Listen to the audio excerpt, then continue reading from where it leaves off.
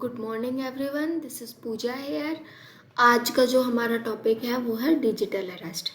Actually ये है क्या, इसका मतलब क्या है, कौन इसे करते हैं, डिजिटल अरेस्ट से कैसे लोगों से मनी एक्सटॉर्ट की जा रही है, इसका क्रिमिनल रेफरेंस से क्या रिलेशन है। आज हम इन सब के बारे में पढ़ेंगे। देखिए, सबसे पहले जानिए कि डिजिटल अरेस्ट होता क्या है। डिजिटल अरेस्ट में क्या होता है, आपके पास एक वीडियो कॉल आती है और आपको कहा जाता है कि आपके क्रेडेंशियल्स का यूज़ किसी क्राइम में किया गया है। फॉर एग्जांपल, आपके आधार कार्ड से ड्रग्स ली गई हैं, ठीक है। आपके नंबर से 25 एफआईआर दर्ज हुई हैं किसी दूसरे शहर में, क्योंकि आप उनसे मनी एक्सटॉर्ट कर रही थी। अभी एक्चुअली आपको ये सब पता नहीं होता है, आप डर जाते हैं कि ये क्या हुआ।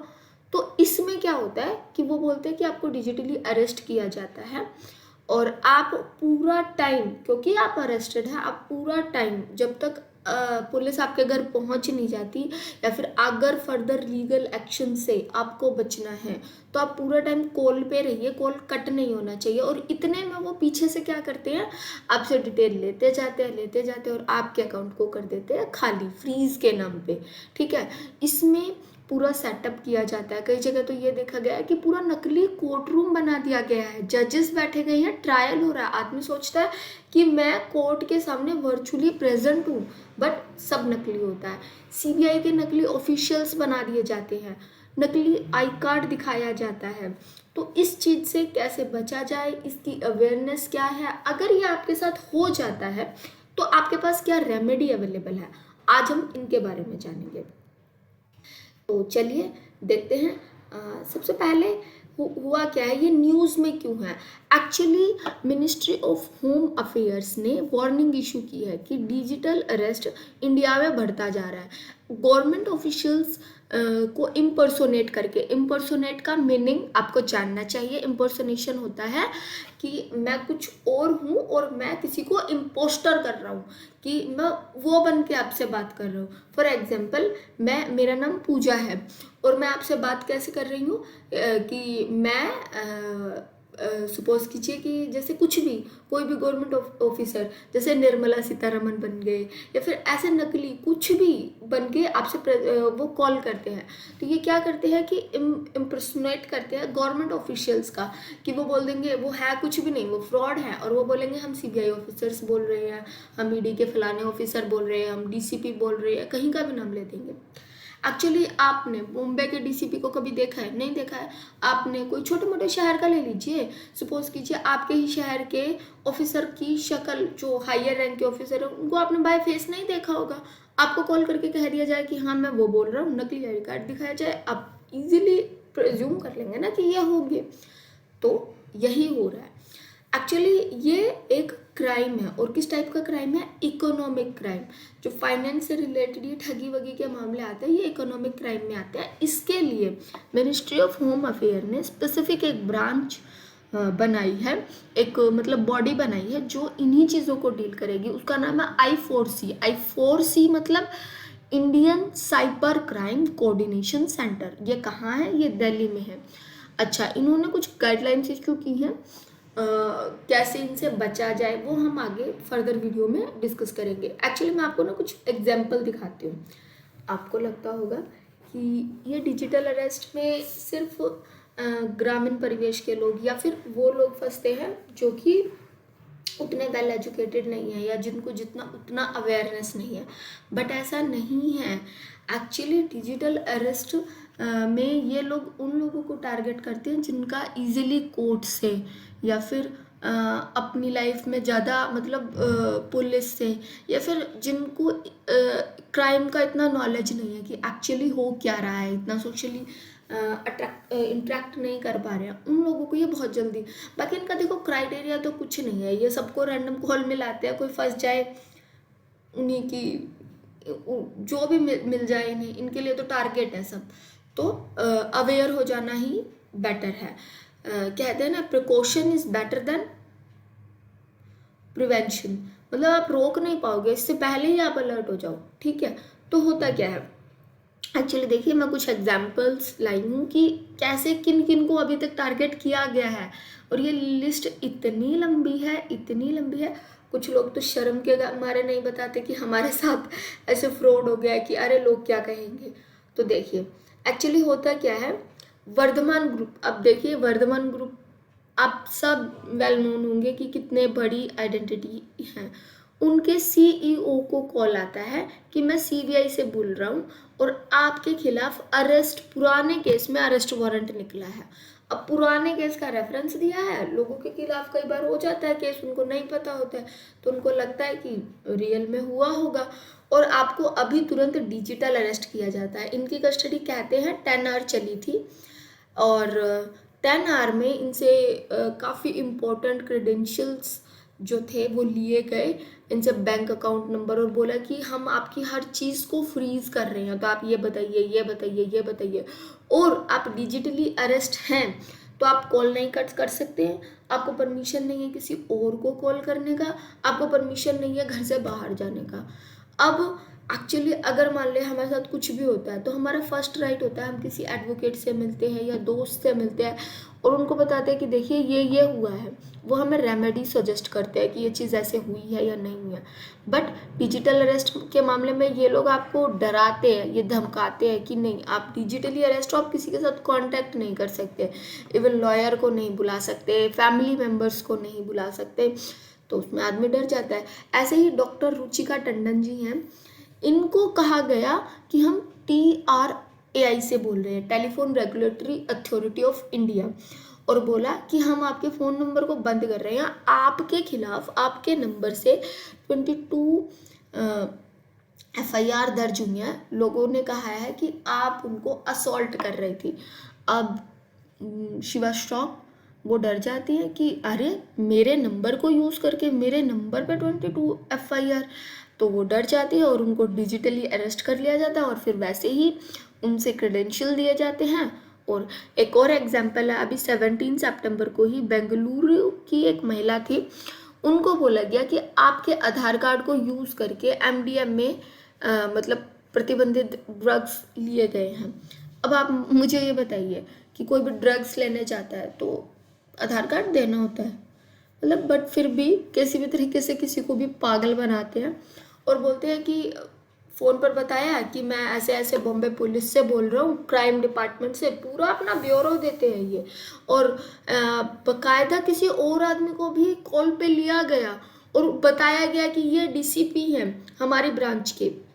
फिर उस महिला से बोला गया कि आपके आधार नंबर से ऐसे ऐसे मनी लॉन्ड्रिंग हुई है, आपका पैसा यहाँ से वहाँ ट्रांसफ़र हुआ है। अब इतना उनको नहीं समझ में आया कि एक्चुअली हो रहा है, और उन्हें बोला गया कि आपको डिजिटली अरेस्ट किया गया है, ये बात आप किसी से शेयर ना करें। सबसे पहले वो यही चीज़ लगा देते हैं कि आप किसी को बताएंगे नहीं, इवन फैमिली मेम्बर को ही नहीं बताएंगे। उनके अकाउंट में जितना पैसा था सबसे पहले तो वो निकाला जाता है, फिर किसी ऐप के थ्रू 50 लाख का, जो ये आजकल इंस्टेंट लोन का नहीं चल रहा है सिस्टम, उन्हीं के क्रेडेंशियल को यूज़ करके उन्हीं के अकाउंट में लोन ले लिया जाता है 50 लाख का।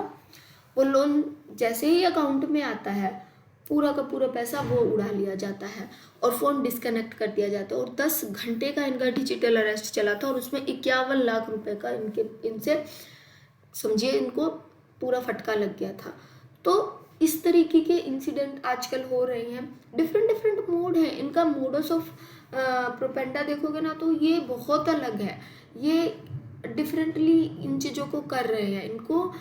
जैसे आजकल एक न्यूड कॉल का कंसेप्ट आया है कि कभी भी आपके पास एक वीडियो कॉल आएगा, उसमें सामने वाला इंसान बिल्कुल न्यूड होगा और आपका फेस क्लिक कर लिया जाएगा देखते हुए। अब आप इज्जतदार घर से हैं, आपको फिर धमकियाँ देनी शुरू कर दी जाती है कि आपकी मदर को भेज देंगे, आपकी फैमिली मेम्बर्स को भेज देंगे या आपके लोगों को भेज देंगे, आप इतना मनी एक्सटॉर्ट कीजिए। जब तक आप उनकी मनी देते जाते हैं वो लोग आपको घेरते जाते हैं, ठीक है। या फिर नकली ऑफिशियल्स बनकर आपको कॉल करेंगे कि आपका नाम ना यहाँ पे इस थाने में FIR दर्ज हुई है, आप वहाँ पर जाइए। आप उनसे मिलने, फिर वो बोलते हैं कि चलो हम केस को ना रफा दफा कर देंगे, आप हमें पर्सनली वहाँ मिल लीजिए। आप सोच कर जाते हैं कि चलो केस खत्म हो जाएगा, थोड़ा बहुत दे देता हूँ। तो इस तरीके के मतलब मेरा कहना ये है, इस तरीके के छलावे में बिल्कुल भी मत आइए। अगर आपके साथ क्राइम होता है, अपने फैमिलीज मेम्बर को या अपने दोस्तों को एटलीस्ट बताइए, वकीलों को बताइए कि हमारे साथ ये क्राइम हुआ है। अपने नज़दीकी थाना में जाइए, वहाँ सबसे पहले आप उन ऑफिशियल जिनका उन्होंने नाम लिया था वो कंफर्म कर लीजिए कि वो हैं भी या नहीं। और अगर आपके पास आपके नाम एफआईआर हुई है तो आप उनसे मांगिए ना कि एफआईआर नंबर दीजिए, मैं देखूंगा। आजकल ऑनलाइन सब कुछ चलने लगा है, तो इन चीज़ों के लिए अवेयर रहिए, देखिए। अच्छा, अब उन्होंने कुछ गाइडलाइंस इशू की हैं। एक तो साइबर दोस्त के नाम से गाइड वो है, ऐप है, उसमें आप वहाँ पे अपनी चीज़ें कर सकते हैं, ठीक है। प्लेटफॉर्म है। अगर आपके साथ ऐसा कुछ भी फ्रॉड होता है, कुछ भी होता है, आप वहाँ पे कीजिए। National cyber crime report portal है, वहाँ पर अपनी एप्लीकेशन को लॉन्च कराइए कि सर ऐसे ऐसे ऐसे हुआ है। न्यू दिल्ली में एक्चुअली अभी कुछ दिन पहले मुझे यहाँ जाने का मौका मिला था, न्यू दिल्ली के साइबर क्राइम हेड ऑफिस में। मतलब मैं आपको बता नहीं सकती, इंडिया में अवेयरनेस कम है, लेकिन ये इतना बढ़िया तरीके से काम कर रहे हैं, ये इतना बढ़िया तरीके से चीज़ों को डील कर रहे हैं, आप यकीन नहीं करेंगे। इतनी बड़ी बिल्डिंग है, इतनी बड़ी बिल्डिंग है कि मतलब मैं आपको क्या बताऊं। और ऐसे तुरंत तुरंत फ्रीज कर दिया जाता है सब कुछ, बट कुछ लोग ना एक्शन ही बहुत लेट लेते हैं, तो उसमें क्या करें। ये लोग चैन पे चैन बनाते हैं। चलिए, ये तो बाद की बातें हैं। हाँ, म्यूचुअल लीगल असिस्टेंस आपको प्रोवाइड की जाती है, मतलब बहुत सारी हेल्प ये लोग करते हैं। I4C, ठीक है, Indian cyber crime coordination institute, ठीक है, ये आपकी हेल्प करते हैं। अच्छा, साइबर क्राइम हब्स है, जैसे झारखंड, उड़ीसा, राजस्थान, कंबोडिया। यहाँ पर झारा एक डिस्ट्रिक्ट है, मे बी वहाँ पर, if I am not wrong, हाँ मुझे झारा ही याद आ रहा है, शायद एक डिस्ट्रिक्ट है। वो पूरा का पूरा डिस्ट्रिक्ट में एम्प्लॉयमेंट नाम की चीज़ नहीं थी। वो लोग सिर्फ और सिर्फ साइबर क्राइम के थ्रू ही पैसा कमा रहे थे। उन मतलब समझ सकते हो, पूरे के पूरे डिस्ट्रिक्ट के लोग लगे हुए हैं साइबर क्राइम करने में।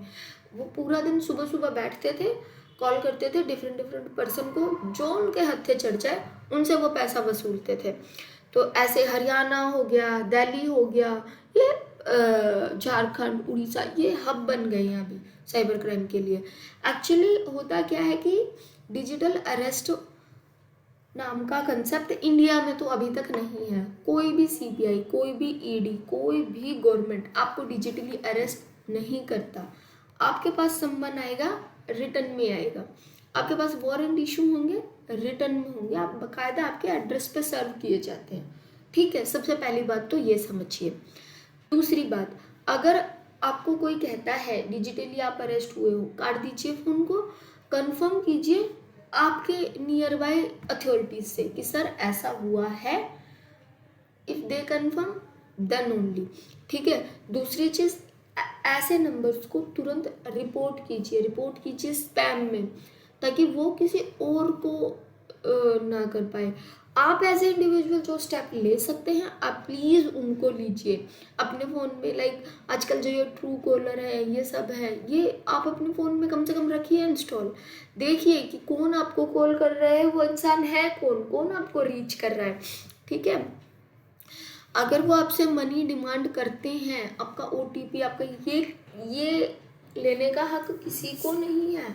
उनको प्रॉपर रिटर्न में अथॉरिटी देनी पड़ती है, तो उनको हैंडल कीजिए, ठीक है। अगर आप डिजिटली अरेस्ट हो जाते हैं तो आपको क्या करना चाहिए।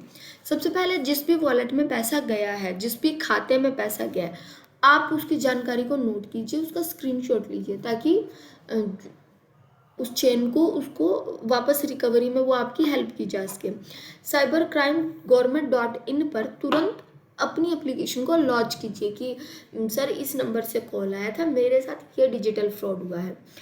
1930 ये यूनिवर्सल, ये अभी इंडिया में तो नंबर एक ही है, यूनिवर्सल है। इस पर कॉल कीजिए, आपके अकाउंट्स को तुरंत अपने बैंक के साथ कांटेक्ट करके, वैसे इन्हें भी बोलेंगे ये आपके सारे अकाउंट्स को फ्रीज करा देंगे। जो बड़ी अमाउंट होता है उसको ट्रांसफ़र होने में तकरीबन 1 दिन तो लगता है, तो ये सारी चीज़ें हो सकती हैं, इनसे प्रिवेंट किया जा सकता है। तो as of now, thank you so much. आज के लिए इतना ही। चलिए पढ़ते रहिए, डिजिटल अरेस्ट के बारे में जानिए, लोगों को जो आजकल हो रहा है इन चीज़ों से अवेयर रहिए कि कैसे क्राइम बढ़ता जा रहा है। आप इस होप फॉर द बेस्ट कि आप इस फ्रॉड के चक्कर में कभी ना आए, और अगर आपके साथ कोई हुआ है तो आप उसको कैसे टैकल करेंगे, आई होप आपको समझ में आ गया होगा। Thank you so much.